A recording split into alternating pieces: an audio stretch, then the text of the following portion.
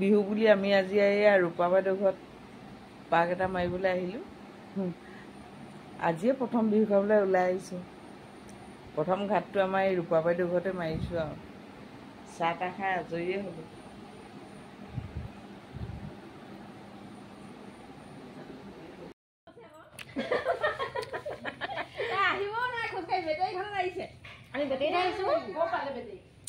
ৰিণিকি